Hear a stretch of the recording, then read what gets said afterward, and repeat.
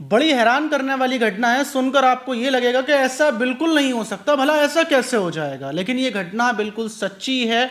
एक होटल के अंदर दोनों प्रेमी प्रेमिका पहुंचती हैं और वहां पर जाकर जब प्रेमी अपनी प्रेमिका के करीब आता है और संबंध बना रहा होता है, तो उसी बीच प्रेमी को पता ही नहीं चलता कि प्रेमिका की गले पर हाथ रखने की वजह से, दम घुटने की वजह से उसकी मौत हो जाती है। प्रेमी पुलिस को फोन करता है, पुलिस पहुंचती है और पुलिस ये बोलती है कि जो कुछ हुआ है, ये जो लड़की की मौत हुई है, मतलब सारी रिपोर्ट देखने के बाद, कि ये हादसे की वजह से लड़की की मौत हुई है, इसमें प्रेमी का कोई हाथ नहीं है और प्रेमी को बरी कर दिया जाता है।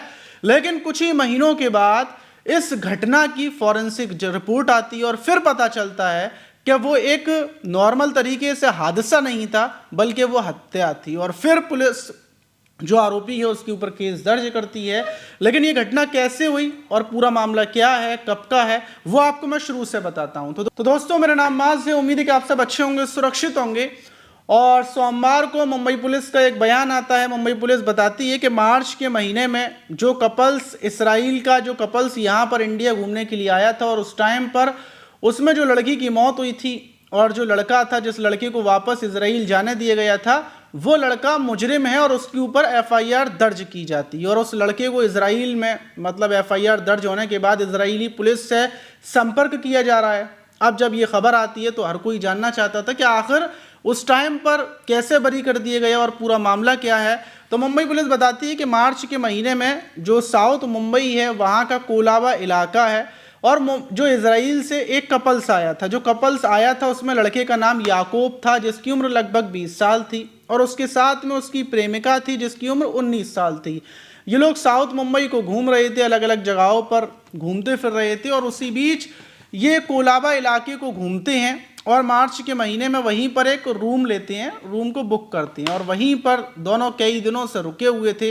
लेकिन अचानक से जो ये याकूब था, ये कोलाबा पुलिस को फ़ोन करता है और फ़ोन कर बताता है कि यहाँ पर मेरी प्रेमिका बदहवास पड़ी हुई थी और मैं अपनी प्रेमिका को हॉस्पिटल लेकर जा रहा हूँ। होटल स्टाफ के साथ वो हॉस्पिटल अपनी प्रेमिका को लेकर पहुँचता है। वहाँ पर पुलिस भी पहुँच जाती है, डॉक्टर्स देखते हैं, चेक करते हैं, तो डॉक्टर से बोलते हैं कि जो लड़की है उसकी मौत हो चुकी है। अब पुलिस हैरान कि भला ऐसा कैसे हो गया, क्योंकि ये लोग तो दोनों घूमने के लिए आए थे, लड़की की मौत कैसे हुई। वहीं जब पोस्टमार्टम करवाया जाता है, जो पोस्टमार्टम होता है, तो उसमें ये पता चलता है कि जो लड़की की मौत हुई है वो किसी हादसे की वजह से हुई है। पता नहीं चल पा रहा है कि किस वजह से मौत हुई है। जो फॉरेंसिक टीम थी वो वहाँ पर पहुँचती है, याकूब का जो कमरा था वहाँ पहुँचती है और जितने भी सैंपल वगैरह थे वो ले लेती है। और उसके बाद जो इस लड़की थी, लड़की के परिवार को इजराइल में सूचित किया जाता है कि ऐसे ऐसे बात है, यहाँ पर आपकी बेटी की जिस प्रेमी के साथ वो आई थी मौत हो गई है।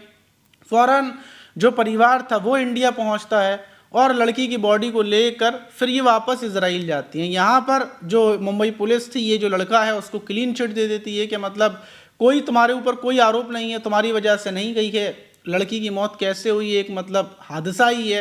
होटल स्टाफ भी बताता है कि याकूब तो बाहर से आया था और फिर उसने होटल स्टाफ को बताया, तो पुलिस ये छानबीन कर सब कुछ मामला ख़त्म कर देती है। लेकिन अब इतने महीनों के बाद फॉरेंसिक रिपोर्ट आई और फॉरेंसिक रिपोर्ट आने के बाद ये पता चला कि याकूब अपनी जो प्रेमिका थी उसके साथ संबंध बना रहा था, और उसी बीच संबंध बनाते टाइम गले पर जोर पड़ने की वजह से उसकी सांस की नली पूरे तरीके से दब जाती है और सांस जब लड़की नहीं ले पाती और याकूब बेदर्दी के साथ मतलब सब कुछ करता रहता है, तो उसी बीच लड़की की मौत हो जाती है। और फिर ये लड़की की मौत के बाद ये घबरा जाता है कि पुलिस इसको पकड़ लेगी, ये यहाँ से जा नहीं पाएगा, और उसी बीच ये उसकी बॉडी को बेड से नीचे फेंकता है और फिर फेंकने के बाद ये बाहर जाता है और दोबारा लौट कर आता है और फिर पुलिस को फ़ोन करता है। बल्कि इसको तो पता चल चुका था कि लड़की की मौत पहले ही हो चुकी है, और जो कुछ किया है वो याकूब ने किया है। याकूब ने अपनी प्रेमिका को मौत के घाट उतारा है।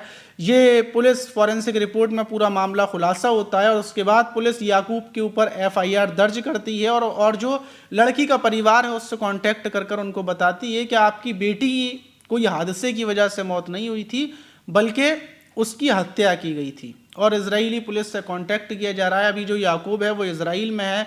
पुलिस जो इजरायली पुलिस है वो याकूब को गिरफ्तार करेगी, फिर उसके बाद जो भी कार्रवाई होगी वो की जाएगी। लेकिन आप सोच कर देखिए कि दोनों घूमने के लिए आए और याकूब इतना हवस में अंधा हो गया कि उसको याद भी नहीं रहा कि उसकी प्रेमिका की गर्दन पर जोर लग रहा है और उसकी मौत हो गई। अब दूसरी चीज़ ये भी है कि हो सकता है कि याकूब ने बड़ी प्लानिंग से इसको, मतलब पहले से ही उसने प्लानिंग की और अब आकर उसने इस घटना को अंजाम दिया हो, या फिर हादसा भी हो सकता है। आपको क्या लगता है, ये एक हादसा है या फिर याकूब ने जानबूझकर अपनी प्रेमिका की हत्या की होगी? कमेंट बॉक्स में ज़रूर बताइएगा। मिलते हैं किसी और वीडियो में, जब तक के लिए ख्याल रखिए, सुरक्षित रहें, सावधान रहें।